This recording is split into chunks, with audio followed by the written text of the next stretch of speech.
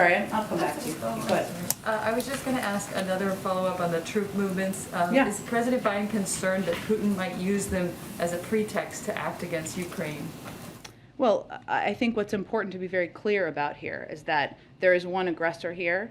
That aggressor is Russia.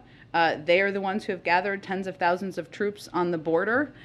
They are the ones who are threatening to invade a sovereign country.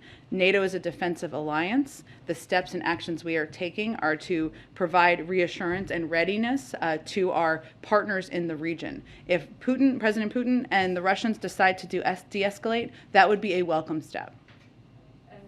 More on the troop movements. Can you explain a bit more why the president decided to move unilaterally before NATO approved a multilateral deployment? I mean, you've talked often in here about how fiercely united the U.S. is with our NATO allies. Is there a concern that this undercuts that sense of unity? Absolutely not. And this is an important question because a lot of our NATO partners have taken a similar step. In fact, 5 other of our NATO allies have taken steps. The United Kingdom, France, Spain, Denmark, and the Netherlands have all said they have the intent to deploy additional forces to reinforce NATO's eastern flank. So these decisions can be made on a unilateral basis by the United States or any of our NATO partners to boost up support. And obviously the NATO alliance as a whole would decide if there was going to be a movement of the NATO alliance forces. So this is something that we have always had the capability to do, as all these other countries do as well. And it's an option in addition to what we've done to support and plus up our NATO partners, our NATO alliance.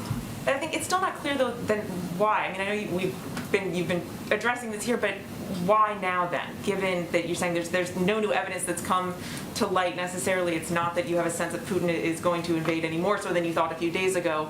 That's true, but and I just noted that it wasn't an event because I think the way Zeke asked the question in the last day or two or over the weekend or something like that.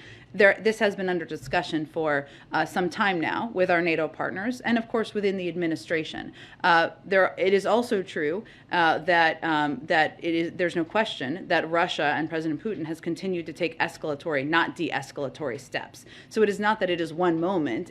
We are looking at events over the course of time.